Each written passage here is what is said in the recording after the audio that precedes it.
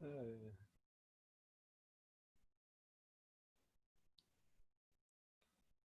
Bom, então agora vamos para o vídeo 3, né, da nossa sequência. É, espero que vocês já tenham visto. Vejam que assim, não é só ver os vídeos, né? Tem que ver e estudar.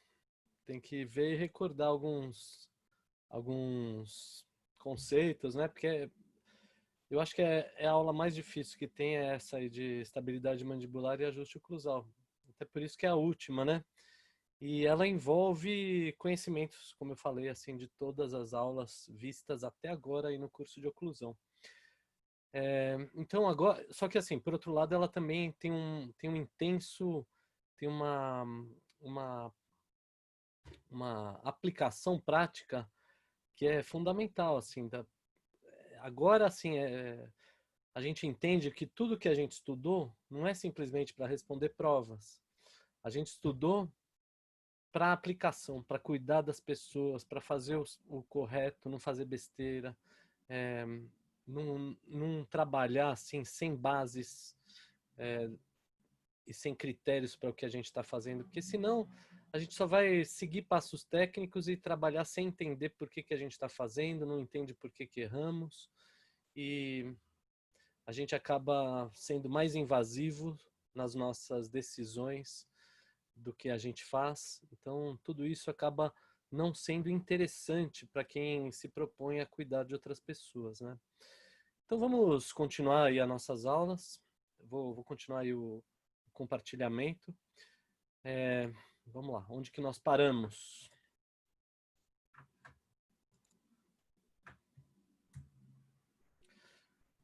Então, uma breve recordação, assim, conceitos de oclusão estável de uma maneira muito simples, né? São critérios para verificar a oclusão estável propostos por Dawson.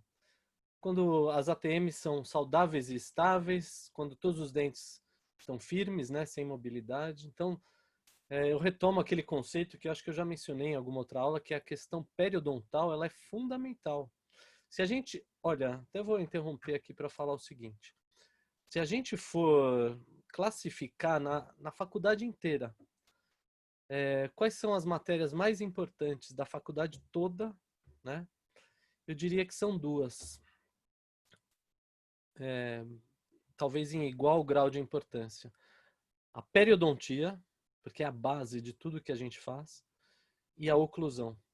Então, quem sabe periodontia e oclusão tem chance de ser bom de prótese, ser bom de cirurgia, ser bom de odonto legal, ser bom de saúde coletiva, ser bom de qualquer coisa, porque a base da saúde está ligada nessas duas disciplinas, dois campos do conhecimento. Então vamos lá, compartilhar novamente. Eu me empolguei para falar desse jeito com vocês, então vamos lá. Só um minuto, que agora eu me embananei de novo. Compartilhar tela. Achei a tela. Vamos lá. Então, todos os dentes sem mobilidade, nenhum desgaste excessivo que chegue em nível de dentina. Os dentes na posição estável. Estruturas de suporte saudáveis. A gente já falou bastante sobre esses conceitos, eu só estou colocando aqui para a gente não tirar da nossa mente isso. Mais uma fase de recordação de algumas nomenclaturas anatômicas que a gente vem falando e é importante que a gente fale sempre mesmo. Deixa eu até fazer um lembrete aqui para mim de algo que a gente que tem a ver com a aula aqui, tá? Já sei que vocês estão curiosos, mas daqui a pouco eu mostro. Eu vou mostrar agora para que vocês, para ser um cliffhanger, para vocês se manterem focados aqui na aula. Então vamos lá. O que são cúspides? São saliências em forma de pirâmide quadrangular, a maioria. A gente sabe que a cúspide mesiolingual do primeiro molar superior ela é base pentagonal, né? Então tem uma exceção aí. Típicas de premolares e molares que formam a face oclusal destes dentes. A cúspide recebe o nome do lado para qual ela está voltada, assim como suas vertentes e arestas. E a gente usa essa nomenclatura direto, então é importante que vocês usem. E eu destaco especial importância nisso para a parte prática que a gente vai fazer, que é de enceramento progressivo. A gente só consegue, em especial nesse sistema remoto, assim, dizer, ó, você precisa melhorar tal aresta, tal cúspide, tal vertente, tal fósforo, se a gente entender essas nomenclaturas. Se a gente não entender, a gente vai falar assim, naquele negocinho, naquela subidinha lá do lado esquerdo, não é assim que a gente fala no que a gente está ensinando, né? Então, por exemplo, cúspide mesiovestibular é a que está voltada para mesial e para vestibular. Isso vocês já aprenderam, é uma mera recordação. Já falamos o que são cúspides de trabalho e cúspides de balanceio, são as VIPs, né? Vestibulares superiores, vestibulares inferiores e palatinas superiores. E as de balanceio são as LIVs, né? As linguais inferiores e as vestibulares superiores. Então, um nome mais apropriado, talvez hoje em dia, seja cúspides de contenção cêntrica para as de trabalho e as cúspides de não contenção cêntrica para as de balanceio. Vamos seguir. Então aqui nós temos, né, em inglês, eles usam esse nome assim que é de corte e de suporte, né? Então stamp, né, para suporte, stamp no sentido de carimbar, né, de entrar em contato, não sei, e share ou shear, não sei como é que depois eu até vou ver essa pronúncia aí, para de corte, né? Então cúspides de suporte e de corte. Então, trabalho e balanceio, de contenção cêntrica e não contenção cêntrica. Vejam como elas formam aquela espécie da moenda que eu falei, né? Onde vai acontecer a trituração do alimento, que a gente vai transformar tipo uma carne, que é o músculo de um boi, para que ela seja preparada para o resto do trato digestivo. Então, se a gente for pensar friamente, o papel da odontologia é um papel de parte do sistema digestório, né? Do aparelho digestório. Então, a gente trabalha nessa área da digestão. Lógico que tem a ver com fala, com respiração, com parte emocional e relacional, como beijo, etc. Estética, secundariamente, né? Mas a gente faz parte da digestão, né? Então, a boca é a primeira etapa da digestão, do processo do sistema digestório. Às vezes a gente esquece isso, né? Que nossa profissão faz parte disso. Então, de novo, as cúspides de contenção cêntrica são as VIPs, né? Que tem todos esses nomes aí: cúspides de suporte, cúspides de trabalho, cúspides funcionais, cúspides de contenção cêntrica. E as LIVs, né, são as cúspides de guia, cúspides de não trabalho, cúspides não funcionais, cúspides de não contenção cêntrica. Eu acho interessante esse nome cúspide guia, porque tem a ver com aquilo que a gente entende quando a gente fala por exemplo, da guia de lateralidade usando ai meu Deus, a guia pelo canino, a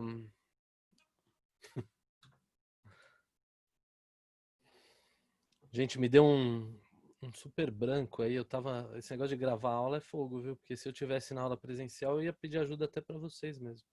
Uma coisa super simples, né? Mas assim, quando a gente fala das guias de lateralidade, lembra que tem a guia de lateralidade pelo canino e a função parcial de grupo, a função total de grupo.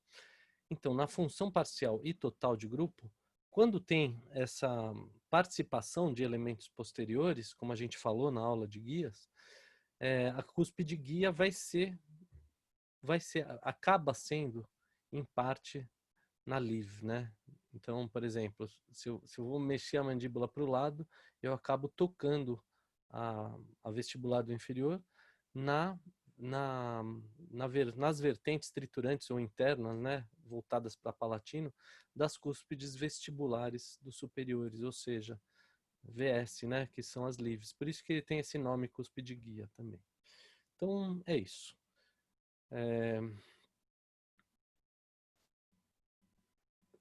Vestibulares superiores, isso. Vestibulares superiores, linguais inferiores. Beleza. E quando a gente faz balanceio, é isso que eu estava vendo. Quando faz balanceio, tende a tocar nessas cúspides linguais. Tende a tocar nas linguais inferiores, é isso. Tá bom? Então vamos seguir. Então aqui, um minuto. Vertentes, né? Vertentes são as faces, né? Aquilo que a gente mostrou naquele primeiro vídeo que estava chureado em preto, de uma pirâmide que a gente mostrou. Então são as faces de uma cúspide. As vertentes estão contidas na face oclusal, tem as vertentes internas que estão voltadas para o meio do dente, né? Por isso chama interna, e as vertentes externas. Outro nome, as internas são chamadas de triturante e as externas são chamadas de lisas, né?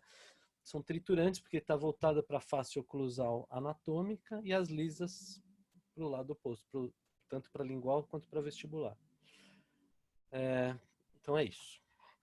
E essas vertentes, a gente também dá um nome voltado para onde ela está virada. Então, por exemplo, vertentes internas triturantes, mesial distal da cúspide mesio-vestibular. Se a gente for falar o nome completo aí dessa vertente número 1 aí, vertente interna mesial da cúspide mesio-vestibular. E assim por diante, né? Então, e as arestas, a gente já falou que quando está no sentido vestíbulo lingual, são arestas transversais, e quando ela está no sentido mesio-distal, são arestas longitudinais. Então, ó, longitudinal também tem o nome para onde ela está apontando, ou mesial distal, ou interna ou externa, ou vestibular ou lingual, ou aresta triturante, né, ou aresta lisa, mas eu uso assim mais vestibular ou lingual. Por exemplo, o número 2, eu falaria assim, aresta lingual, porque está voltado para a parte lingual da cúspide mesio-vestibular. Aresta transversal lingual da cúspide mesio-vestibular. Outra forma de falar seria interna, né, ao invés de lingual. Mas ambos os nomes são lícitos. Então, guardem essa nomenclatura, é uma recordação do que vocês aprenderam em anatomia dentária. O sulco principal, a gente até já falou bastante assim em relação aos tipos de oclusão, né? E aí agora sim que a gente vai entender melhor aquilo que o professor Luiz mencionou para vocês naquela aula de posicionamento e oclusão dental. A gente vai entender no sentido mesiodistal, né, os contatos oclusais, que podem ser stoppers e equalizers. Então agora a gente está falando no sentido mesiodistal, ou seja, no sentido antero-posterior. Para isso a gente tem que imaginar uma mandíbula fechando, o fechamento final dela, né, uma mandíbula fazendo um movimento cêntrico, né, indo para MIH. Então vamos lá. O que seriam stoppers e o que seriam equalizers? Aqui talvez eu tenha até que fazer um desenho para vocês. Deixa eu interromper o compartilhamento e compartilhar aquele negócio do desenho. Porque isso aqui precisa estar bem entendido. Deixa eu ver que cor que eu estou usando. Vamos usar aqui um azul. Vamos pensar assim, ó, que a mandíbula da pessoa está aqui, certo? Deixa eu ver se eu consigo desenhar de um jeito bonito. Não bonito, mas que dê para entender. E aqui nós temos um molar inferior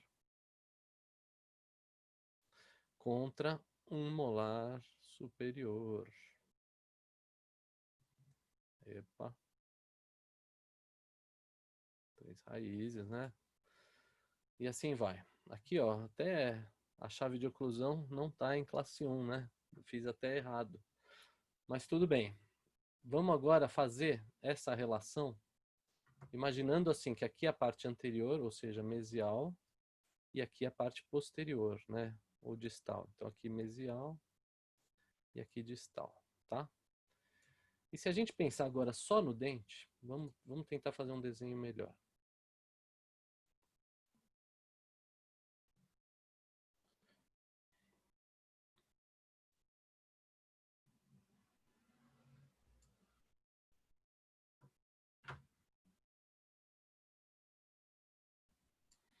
Beleza? Então a mandíbula, a tendência dela fechar é assim, tá? Ela vai fechar desse jeito. Na hora que ela vai fechar, o que a gente vai ver? A gente vai ver que existe a tendência dela fechar, né? Dela encostar. Quais são as vertentes que tendem a encostar primeiro? Na hora que ela está fechando, fazendo esse movimento aqui da flechinha. Seria essa contra essa. E essa contra esta. Faz sentido para vocês? A boca está fechando. O toque que vai se dar no sentido mesiodistal, então aqui é mesial, aqui é distal. Vão ser em que tipos de vertentes? Quando a gente olha pela vista sagital. A gente acabou de ver na nomenclatura, né, como é que a gente fala, são as vertentes. Quando a gente fala no sentido mesiodistal, são as vertentes voltadas para onde? Ó? Quando a gente fala do inferior. No inferior, são as vertentes mesiais das cúspides, tá? Ou seja, aquelas arestas, né, ou vertentes mesiais das cúspides. Então, nos inferiores, as vertentes mesiais. E nos superiores está virado para distal. Então, nos superiores são as distais. Então, quando a gente faz essa associação, a gente já vê que esse ponto vai induzir uma parada de fechamento. Ou seja, a minha mandíbula vai fechar, vai encostar essa vertente com essa, de todos os dentes posteriores. As mesiais dos inferiores contra as distais dos superiores. E isso vai fazer minha mandíbula parar de fechar. Então, parar em inglês se chama stop, né? Então, vai ser os pontos stoppers. Tem 2 P's. Certo? Só que assim, stoppers. Até vou mudar de cor de novo. Para contrabalancear esse fechamento, eu preciso de uma força oposta que neutralize essa tendência. Lembra que senão acaba tendo uma tendência de inclinar esses dentes para mesial, né? Acaba tendo essa tendência. Então, para contrabalancear essa tendência, eu vou ter que ter outros contatos. Vou até mudar de cor aqui, porque azul com azul não fica bom. Vou colocar roxo. Vai ter esse contato contra esse contato e esse contato contra este contato, esquematicamente falando. Então, aqui vai encostar aqui e aqui vai encostar aqui, no sentido antero-posterior ou mesiodistal, que é o que a gente está falando. Então, como é que a gente fala? Nos inferiores são as vertentes distais, é o contrário agora. Nos inferiores as distais e nos superiores vão ser as vertentes viradas para mesial, são as mesiais. Então, esses contatos aqui em roxo, eles vão neutralizar, vão equilibrar. Então, em inglês, a gente fala de equalizers. Então, quando a gente fala stoppers e equalizers, que o Luiz falou, ele estava querendo dizer isso, que no sentido antero-posterior ou mesiodistal, eu preciso de pontos que se anulem. Lembra que tem a resultante de forças? E para uma estabilidade que dê a força sempre no sentido axial, eu preciso de uma anulação de forças para que as forças não tenham componentes nem para mesial, nem para distal, nem para vestibular, nem para lingual.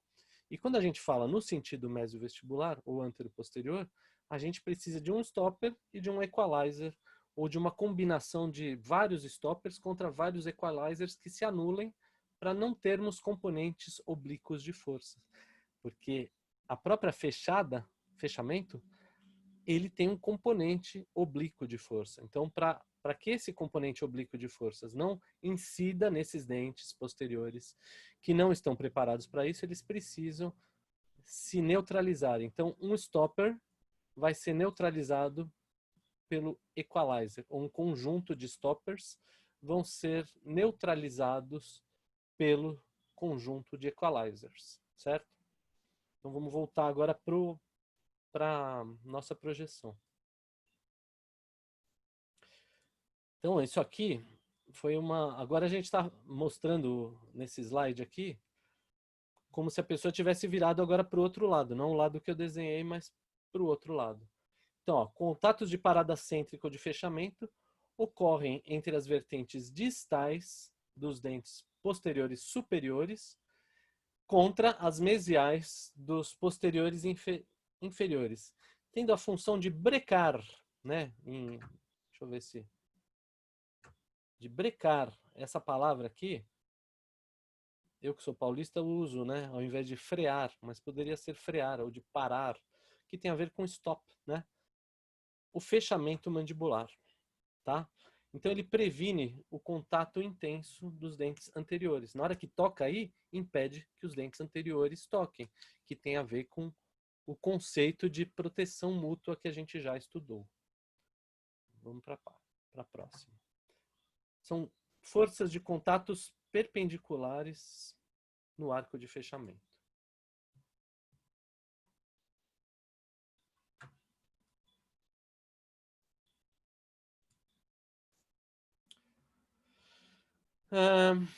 Já falamos que as fibras, que os próprios septores que estão no ligamento periodontal também impedem de ter um contato tão intenso, tão abrupto, né? Nos elementos, quando a gente está comendo, por exemplo, um arroz e no meio tem uma pedrinha. A gente recebe uma ordem para o sistema nervoso central de que tem que relaxar os músculos de fechamento da mandíbula. E esses próprios septores também estão no ligamento periodontal. Então tem a ver com esse contato forte também de fechamento que a gente acaba não fazendo tão forte assim por conta desse sistema de proteção que nós temos. Quando a gente faz um implante, o implante não tem ligamento periodontal, então a gente perde essa propriocepção.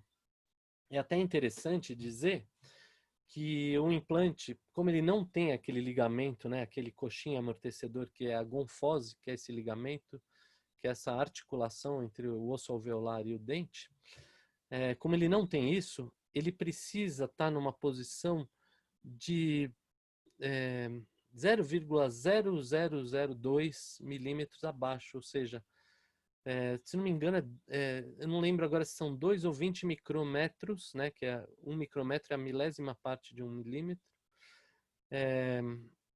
abaixo do restante da altura oclusal dos demais dentes, para compensar. Os outros dentes eles vão abaixar, né, essa distância que corresponde ao que a gonfose permite fazer esse movimento de abaixamento, e como o implante não faz, ele já fica na parte mais inferior, ou seja, ele fica em leve infraoclusão, sim.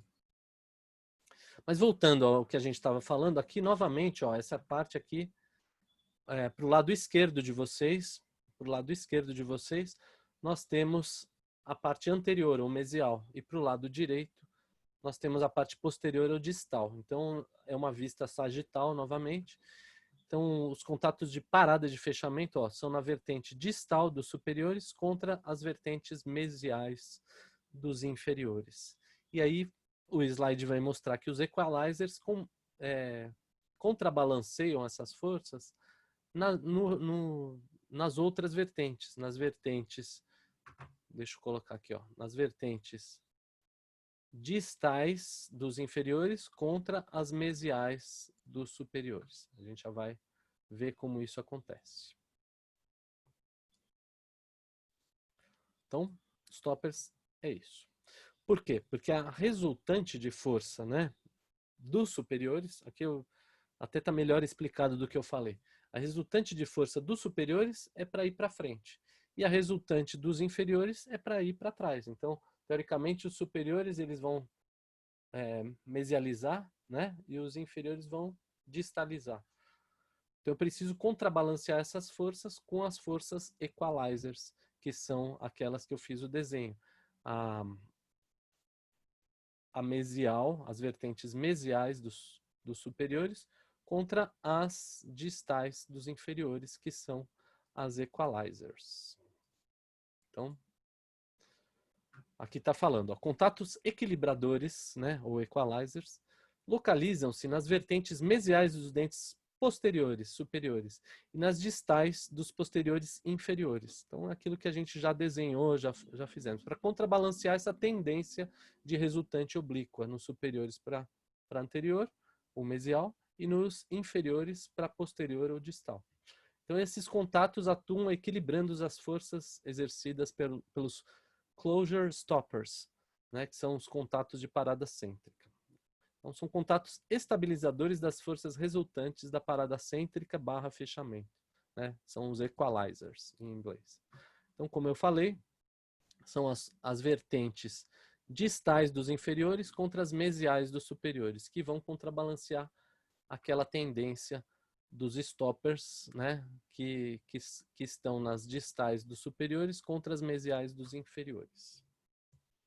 É muito fácil de entender isso. É só fazer aquele desenho e entender qual o sentido de rotação da mandíbula nesse fechamento final e que vertente vai encostar com a outra. Não precisa nem decorar. Você faz o desenho e vê que lado que é o distal, que lado que é o mesial e que vertente que encostaria em qual.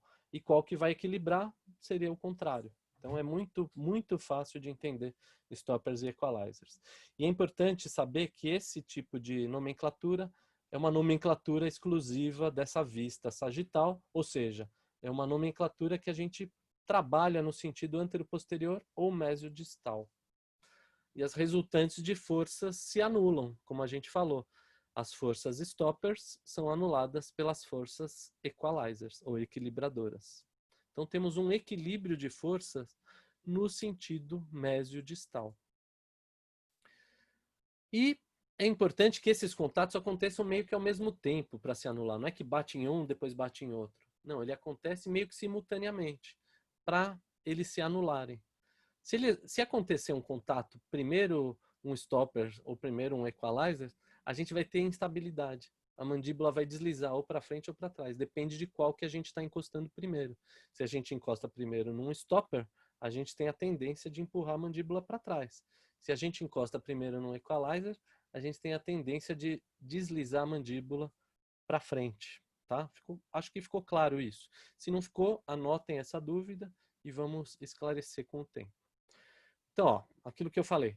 Um deslize para anterior, para frente, quando RC é diferente de MH, é quando toca primeiro em um equalizer, que eu acabei de falar 1 minuto atrás. Então, temos uma interferência, né?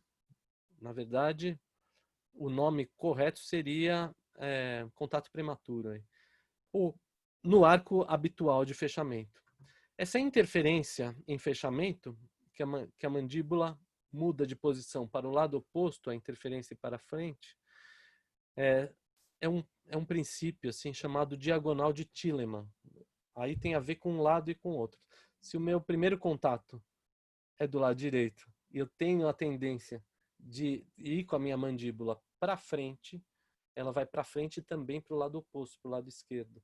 Então isso pode dar um efeito nos dentes anteriores do lado oposto. Então, na diagonal desse contato prematuro. Por isso que é o efeito diagonal de Tillemann, tá? É um conceito, assim, interessante, mas um pouco mais avançado, assim. Mas é importante que vocês saibam, porque às vezes cai isso em concurso, etc. Mas é exatamente quando a gente tem um stopper desequilibrado com o equalizer, com essa componente de força para anterior. Ou seja, toca primeiro no equalizer, que seria uma vertente mesial de um superior, contra uma vertente distal. Deixa eu só confirmar se é isso mesmo. A mesial de um superior contra uma distal do inferior. Aí eu tenho a tendência de jogar a mandíbula para frente. E quando esse contato é posterior de um lado, eu jogo para frente e para o lado oposto, para anterior. Então dá um efeito diagonal, que é o efeito diagonal de Tillemann. E aí pode abrir um diastema nos dentes anteriores, ou desgastar, ou fraturar, ou vestibularizar. Várias coisas podem acontecer. É importante que a gente também avalie questões respiratórias, perfil facial. Isso eu já falei do perfil, se é alongado, se no sentido super inferior ou no sentido lateral. Qual a predominância de componentes, né, na vista sagital ou coronal, como a gente já falou. Avaliação do espaço funcional livre, avaliação da sobremordida e sobressaliência, que é o tal do overbite, né, sobremordida, e sobressaliência é o overjet, né, que é o quanto a maxila está à frente em relação à mandíbula, quanto a gente tem nos dentes anteriores, a borda incisal, dos superiores anteriores estão à frente da borda incisal dos inferiores. E o overbite é o quanto ela vai mais para baixo, né, em relação à borda incisal dos inferiores. Então a gente tem um padrão assim de 2 a 3 milímetros, que seria ideal. Menos que isso a gente perde eficiência da guia anterior, e mais que isso a gente fica com sobremordida profunda, um excesso de overbite, né? E existe também as pivotagens, né? Que é quando a gente tem uma grande diferença de RC para MH e dá aquele deslize da mandíbula para frente, tirando a mandíbula da posição de RC, a posição que ela está alojada no lugarzinho dela, que é a cabeça da mandíbula. Então, na hora que a gente vai para MH, a gente sai de RC, normalmente é por um contato equalizer, a gente vai para anterior.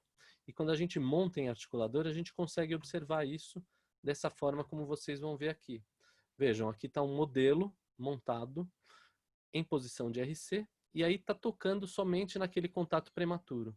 Na hora que a gente força para ter todos os contatos oclusais, ou seja, máxima intercuspidação, o que vai acontecer? Isso aqui, ó, está em RC com o primeiro contato, máxima intercuspidação. Então, ó, se a gente for fazer tipo uma animação, mudar os slides rápido aqui, ó, a gente vai notar que a ATM mudou de lugar. Vamos ver numa outra vista. Ó, aqui está fazendo lateralidade, mas aqui, ó, numa vista sagital, a gente tem esse primeiro contato, e aí tem um contato equalizer mais forte, faz a mandíbula ir para frente. A tendência é ir para frente, e ela desaloja da posição de RC. Por isso que quando a gente monta sem o contato dentário, porque o contato dentário altera essa posição de RC, vai para um pouco mais anterior. Como vocês viram também naquele diagrama de Posselt, né? Quando a gente vai desenhar o diagrama de Posselt, deixa eu ver se eu consigo fazer esse desenho aqui. Quando a gente vai desenhar o diagrama de Posselt, a gente tem a posição de RC mais abaixo do que a posição de MIH. Então, essa diferença de posição de RC para MIH é explicada também por isso. RC é um pouco mais para trás e para baixo em relação ao MH quando a gente está avaliando o dente, né? Quando a gente está avaliando o dente. Então, caso isso não tenha ficado claro, vale a pena esclarecer também com a monitora e com a gente da equipe, né? Isso é muito interessante. Por que RC está embaixo e MH está um pouco acima? Por conta dessa discrepância que acontece mesmo, né? Ih, já me embananei de novo aqui para voltar.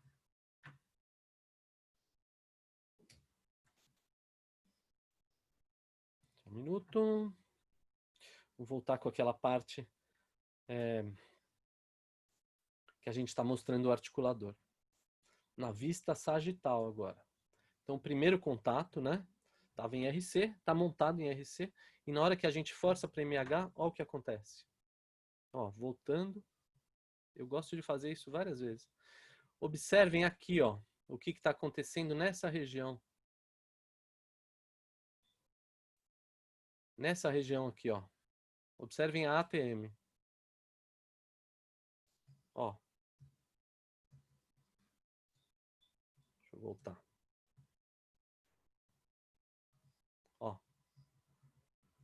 essa mudança na região de ATM significa que a ATM está indo, ó, a ATM, na hora que eu vou encaixar os dentes, eu tiro a ATM de lá de trás. Então, ó, os dentes eles vão numa posição mais baixa e mais posterior para uma posição mais anterior e mais alta, né? Mais superior. E com isso, a ATM gira. Então, a ATM faz o movimento contrário. Ela estava numa posição mais anterior e na posição da fossa mandibular dorstemporal e ela vai para trás e para baixo. Ela faz um giro. Então, é isso que a gente observa no articulador. Quando a gente monta no articulador, deixa eu voltar. Quando a gente monta no articulador, a gente observa essa discrepância quando a gente vai do contato prematuro para MH. Tá? Ou seja, se a gente constrói uma restauração que cause um contato ou equalizer ou stopper mais alto, a gente vai provocar essa pivotagem. A gente pode provocar essa pivotagem na região de ATM.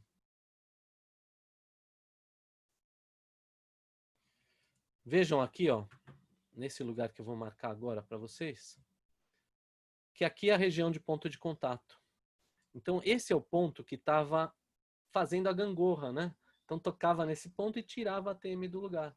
Então, é um ponto de contato prematuro que a gente observa quando a gente faz aquele jig e deixa aquele ponto posterior.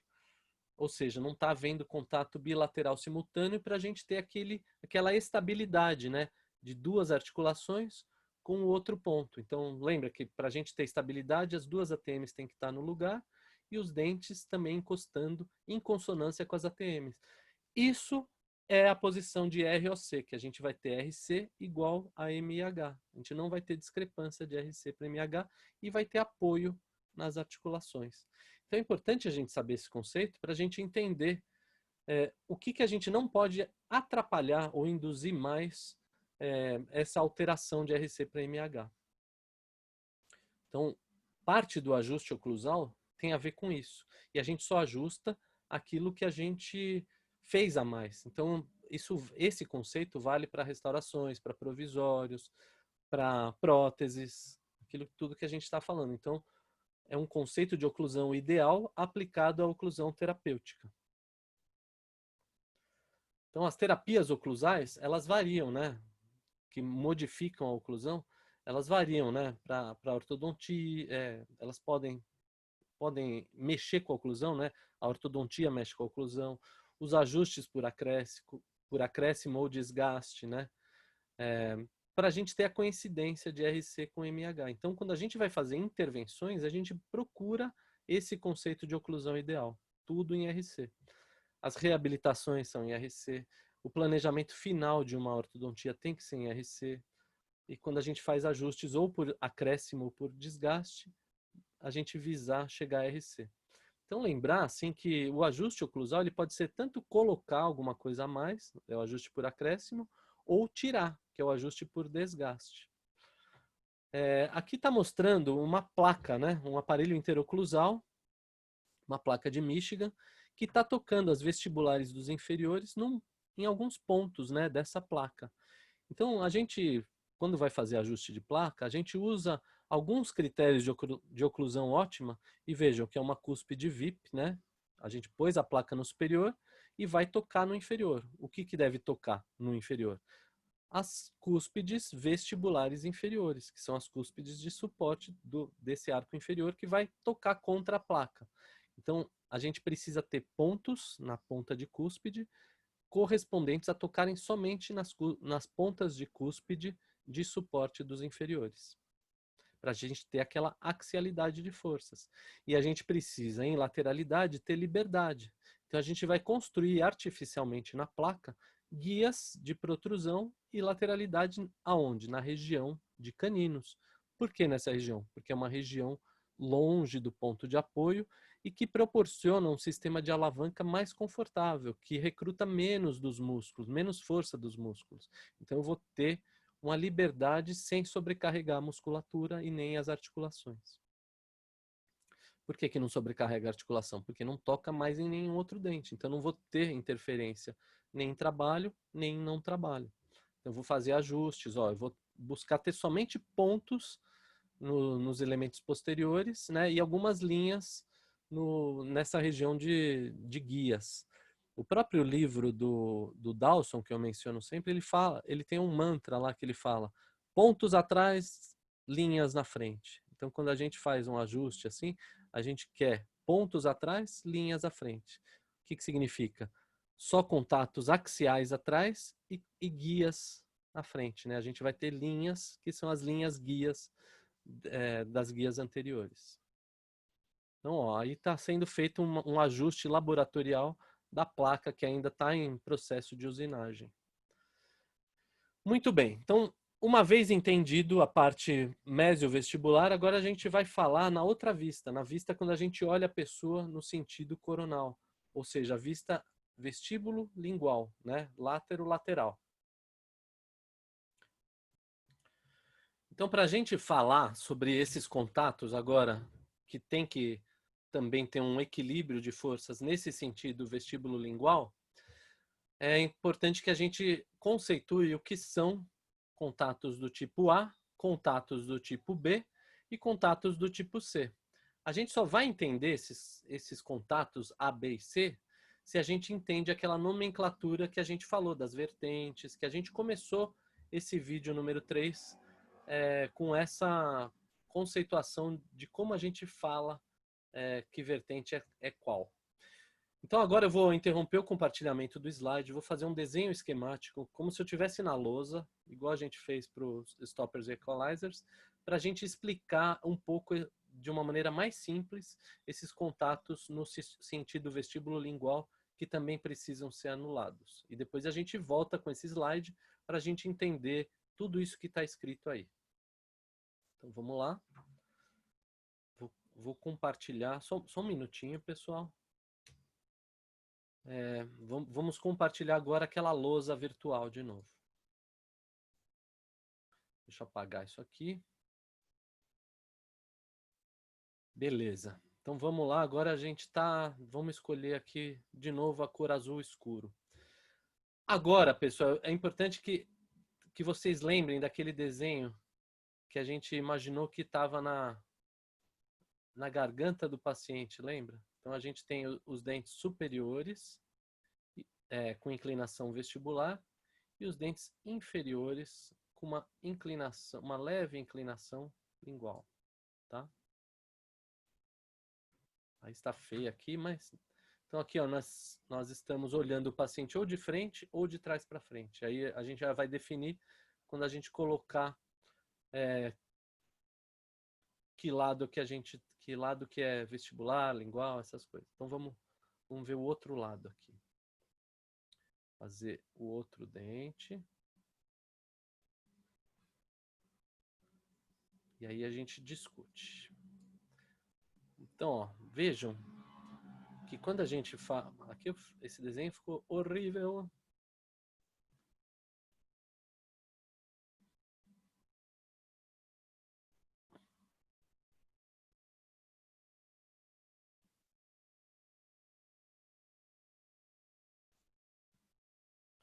Então vejam, os superiores têm uma inclinação vestibular e os inferiores têm uma inclinação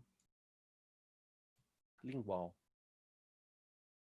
Então, aqui eu tentei fazer o melhor. Aqui está a língua, né?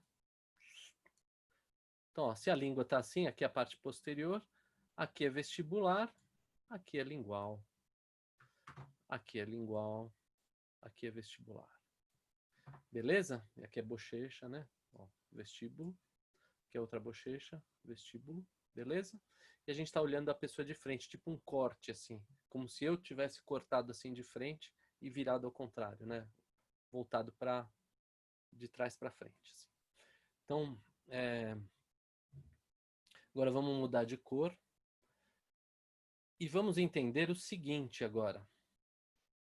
Deixa eu só ver aqui, só para padronizar uma coisinha. Vamos usar um outro tipo de azul para o A, um vermelho para o B e um outro tipo de azul para o C. Só para a gente padronizar com o que a gente está fazendo lá no slide, né? Deixa eu ver. aqui. Perfeito.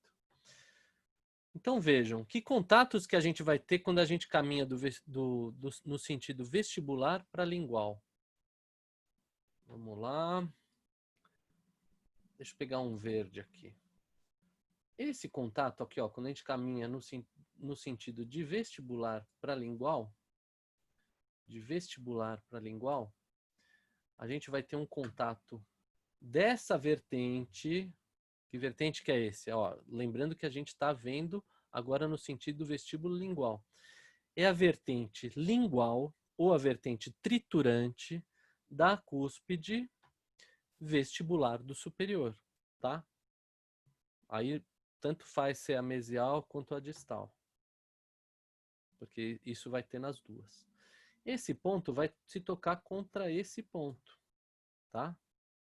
E a gente vai chamar esse ponto de A, arbitrariamente, porque é o primeiro no sentido de vestibular para lingual. Então a gente vai ter do outro lado também, ó, a vertente lingual da cúspide vestibular do superior contra a vertente vestibular da cúspide vestibular do inferior.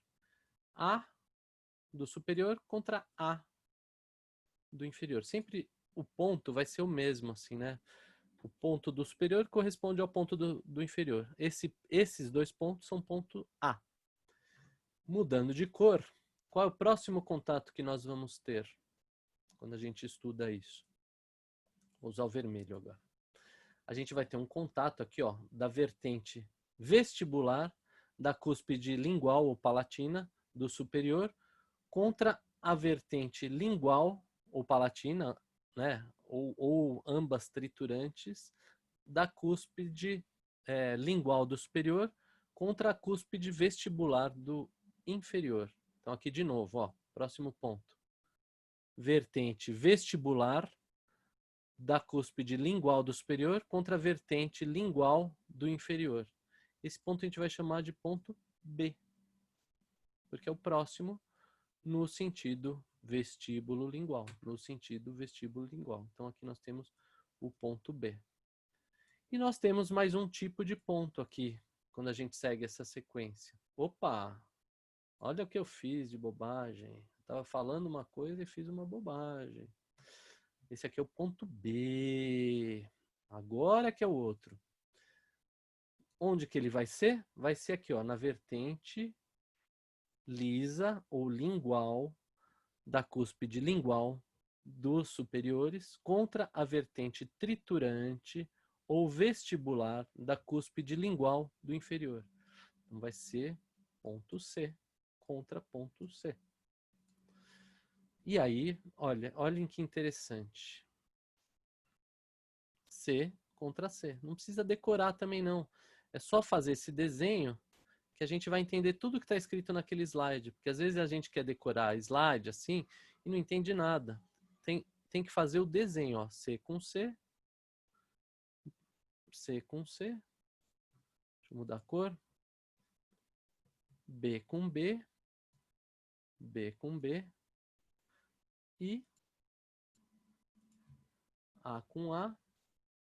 A com A. Beleza? Então, no sentido vestíbulo lingual, ó, só conceituando de novo, porque o C foi o único que eu não falei. Vertente lisa ou lingual da cúspide lingual do superior contra a vertente triturante ou vestibular da cúspide lingual do inferior. Então, aqui nós temos o ponto C. E aí, pessoal, vem uma coisa muito interessante aqui que eu já quero falar com vocês. C contra C, ó, o C do superior tem a tendência de empurrar o inferior para cá. Concordam? Então, o inferior no C tem esse componente de força. E o superior, e o C no superior tem esse componente de força. Olha que interessante, né? Uma força contrária à outra. Então, no C inferior, o componente é para lingual. No C superior, o componente é para vestibular. Se a gente fizer isso com todos os numerinhos, o B tem a tendência para vestibular no inferior e tem a tendência para lingual no superior. tem a tendência para lingual no superior e tem a tendência para vestibular no inferior. Lembrem que as forças vão ter que se anular, né? É aí que a gente vai chegar. Então, o A tem um componente de força para vestibular no superior e tem um componente de força para lingual no inferior. O A tem um componente de força para lingual no inferior e tem um componente de força para vestibular no superior. Ó, é só imaginar. Esse ponto está batendo com esse, um empurra o dente para fora e o outro empurra o dente superior para fora e o outro empurra o dente inferior para dentro. E assim por diante. O que a gente pode ver? Ó? Quais pontos aqui se ajudam e quais atrapalham? Né? A gente vai ver. Agora eu vou pegar uma cor preta. Ó. O A, ele é meio que amigo do C. E o B é antagônico a eles. Vê se faz sentido. Ó. O A é amigo do C e ambos são antagônicos do B. Isso vale para cá também. Ó. O A é amigo do C, aí tanto faz se é superior ou inferior. E são antagônicos do B. Então, essa regra aqui é algo que a gente precisa guardar. Então, no sentido vestíbulo lingual, a gente precisa de um B contra um A ou C, ou um B contra a soma de um A mais C. Faz sentido? Isso aqui é fundamental para a gente entender o que vai dar estabilidade no sentido vestíbulo lingual. Então agora vamos voltar lá para os slides. Então aqui, ó, nesse slide aqui, o que a gente tem no slide? A descrição daquilo que foi desenhado. O A é a vertente interna da cúspide vestibular do superior contra a vertente externa da cúspide vestibular do inferior. B, vertente interna da cúspide palatina do superior contra a vertente interna da cúspide vestibular do inferior. E o C, vertente externa da cúspide palatina do superior contra a vertente interna da cúspide lingual do inferior. Lembrando que uma é cúspide de corte e outra é cúspide de suporte. Mas isso agora não importa para esse entendimento. Para saber o que está escrito nesse slide, é só fazer aquele desenho novamente e aí a gente consegue descrever essas nomenclaturas sempre. Então, não se fixem no que está escrito, façam o desenho disso aqui para estudo e nomeiem no desenho que vocês forem fazer. Então, ó, de vestibular para lingual, a gente tem o ponto A, depois o ponto B e depois o ponto C. O que é importante? Agora sim é importante a gente relembrar que o A e o C têm a mesma tendência e o B é antagônico a A e C. Então, eu preciso, para ter estabilidade, de um B contra um A, de um B contra um C, ou de um B contra a somatória de A mais C. Faz sentido isso? Caso não faça, anote essa dúvida para a gente conversar melhor nas aulas síncronas. Então, de novo, ó, um ponto A, um ponto B, um ponto C. O A e o C são complementares e o B é antagônico a ambos. Para ter estabilidade, eu preciso ter esse antagonismo. Eu preciso anular as forças. Então, eu preciso de um... porque se eu só tiver A, ou se eu só tiver A e C, as forças vão ganhar num determinado sentido. E se eu só tiver B, as forças vão ganhar no outro sentido. Então, eu preciso de um B contra um A, de um B contra um C, ou de um B contra a soma de A e C. Então, de novo, ó, A, B e C no sentido vestíbulo lingual. Então, ó, de novo aquilo que a gente falou. O A. Todos esses pontos, tanto A, B ou C, eles no sentido vestíbulo lingual ou anterior-posterior, eles podem ser stoppers ou equalizers. Agora a gente não está avaliando o sentido anterior-posterior. A gente está pensando só no vestíbulo lingual. Então, o ponto A, ele tem a tendência de jogar o superior para vestibular e o inferior para lingual, tá? O B, ele tem a tendência, né, de jogar o superior para lingual e o inferior para vestibular. Um detalhe importante, o ponto B é um ponto muito importante porque ele determina a DVO. Então, isso já nos dá uma dica que quando a gente vai fazer um ajuste oclusal, a gente tem que evitar desgastar locais de ponto B, né? Então, os pontos B estão na vertente interna da cúspide palatina do superior contra a vertente interna da cúspide vestibular do inferior. E a gente já sabe que é um ponto que vai determinar a DVO. Por quê? Porque são duas cúspides de suporte, teoricamente, se encostando. Então, ele vai dar aquela altura que dá contenção posterior, que vai dar a DVO. E um ponto C vai ter uma componente de forças do superior para vestibular e do inferior para lingual. Certo? Então, ó, como a gente falou, A e C são complementares e o B é antagônico a A e C. Então, B é antagônico a A e C. Então, para eu ter estabilidade, eu preciso ter sempre o B. Só que não o B sozinho. O B contra um A, o B contra um C, ou um B contra a soma de A mais C. Tá? E no sentido antero-posterior, a gente vai ter outros papéis dos mesmos pontos. Eles podem ser ou stoppers ou equalizers. E no sentido vestíbulo lingual, eu vou ter que avaliar se eles são A, ou B, ou C. Para eu ter equilíbrio no tripoidismo, que a gente viu que são 3 pontos, a gente vai precisar de um stopper contra 2 equalizers, ou 2 equalizers contra um stopper, que é a mesma coisa. Eu preciso ter sempre um ponto antagônico aos outros dois. Sejam 2 amigos contra um inimigo, vamos dizer assim, para que eles se anulem. E no sentido vestíbulo lingual, da mesma forma, eu preciso ter um B contra um B contra um C, ou um B contra um A mais C. Então, no sentido antero-posterior, eles vão trabalhar como stoppers ou equalizers também. E no sentido vestíbulo lingual, eles vão trabalhar como A ou B ou C. Então aí quando a gente volta a ver aquele esquema do Schellenberg, a gente tem que tentar entender, nesse sentido vestíbulo lingual, ele é o quê? E no sentido do antero-posterior, que tipo de ponto que ele é. Então avaliar os pontos e suas funções. Então, por exemplo, esse é um desenho esquemático de um contato oclusal entre primeiro molar superior com primeiro molar inferior, se fosse aquele sistema de dente-dente, ou seja, contatos de cúspide com fossa. Né? Então vejam, o ponto 1 do inferior corresponde ao ponto, deveria corresponder, né?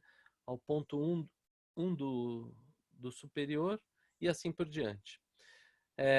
Lembrando, a gente tem que lembrar que esse dente, essa cúspide maior, que é a mesiolingual, vai sempre ocluir na fóssula central desse dente. Então, se a gente fizer esse estudo, a gente vai ver onde que vão ocorrer os outros contatos e a gente tem que ver que papéis que eles desempenham, tanto no sentido vestíbulo lingual, quanto no sentido antero-posterior. E aí a gente avaliar se existe estabilidade, ou seja, se no sentido antero-posterior, um stopper anula um equalizer em cada grupo desses tripoidismos. Então, cada tripoidismo são 3 pontos. Se a gente tem 2 equalizers contra um stopper ou 2 stoppers contra um equalizer. Se a gente tiver isso, a gente tem estabilidade. E no sentido vestíbulo lingual, se a gente tem um A e um C contra um B, ou se a gente tem um B contra um A, ou se a gente tem um C contra um B. Nunca a gente pode ter só o A e o B. Só o A, desculpa, até eu me confundi. Nunca a gente pode ter só um A e um C, porque eles são complementares. Aí não vai ter o contrabalanceio que vai anular essa força. Então, ó, vejam, aí está escrito o que eu acabei de falar. Para a estabilidade de uma relação cúspide-fossa ideal, eu tenho que ter tripoidismo nas cúspides VIPs. Então, eu tenho que ter um B mais 2 As, ou eu tenho que ter um B mais 2 Cs, ou um B mais um A mais C. Tá? Se eu tiver somente A, C ou B, eu vou ter instabilidade, mobilidade ou deflexão mandibular. No sentido vestíbulo, o que é deflexão mandibular? No sentido lateral, né? Ou vestíbulo lingual, na hora que a gente for morder, a mandíbula desliza ou para o centro ou para a lateral. Depende de quais componentes de força estão ganhando aí. Então eu preciso ter sempre um stopper para 2 equalizers ou 2 stoppers para 1 equalizer, né?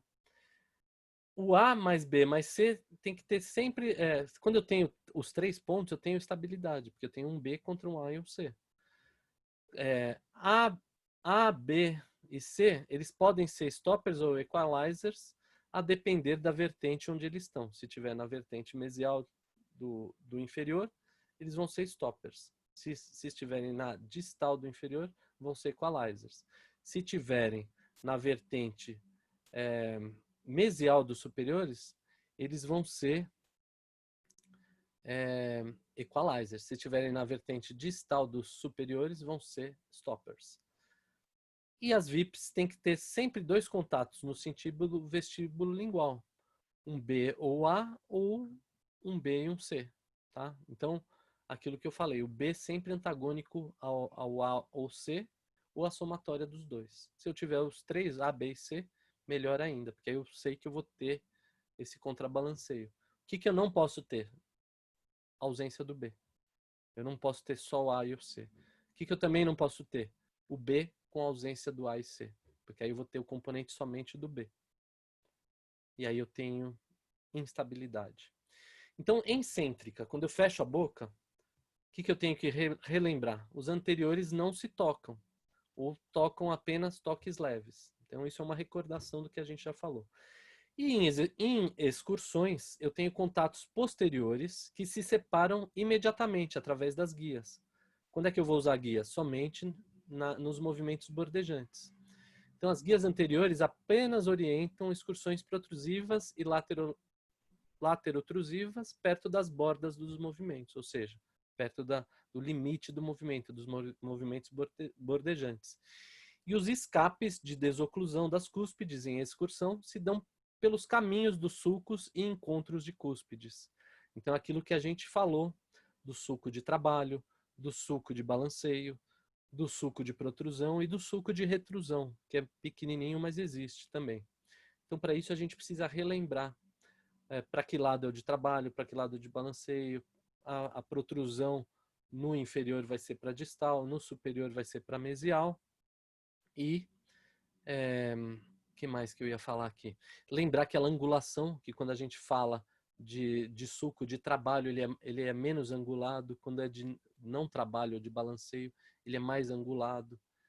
Relembrar isso. E o de protrusão e retrusão, ele vai estar sempre no sentido do longo eixo, no sentido longitudinal, no longo eixo do sulco principal, tá? Então isso eu quero que vocês relembrem. A gente vai encerrar esse terceiro vídeo aqui, se não me engano. Aqui mostrando que isso é aplicado para confecção de próteses, para confecção de aparelhos. A gente precisa ter esses conceitos para a gente saber confeccionar sem interferências e, na hora que cimentar, saber realizar o ajuste. Mas vale para restaurações simples também, etc.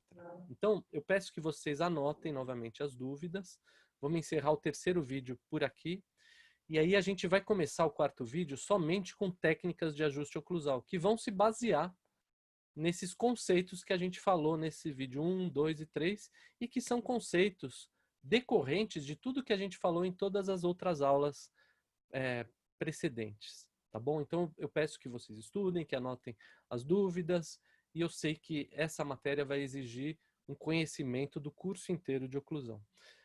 O vídeo número 4, então, a gente vai ter técnicas para a gente fazer os ajustes oclusais. Então, eu peço agora novamente um estudo e dedicação de vocês e vamos agora para as técnicas que só vão ser entendidas se a gente entendeu tudo que foi falado até aqui. Sei que é uma aula pesada, sei que demandou tempo, isso vai demorar tanto tempo de assistir os vídeos quanto o tempo de estudo, mas isso é fundamental para que vocês realmente aprendam. Então, agradeço essa atenção de vocês, esse esforço que vocês estão fazendo e vamos para o quarto vídeo daqui a pouco, tá bom?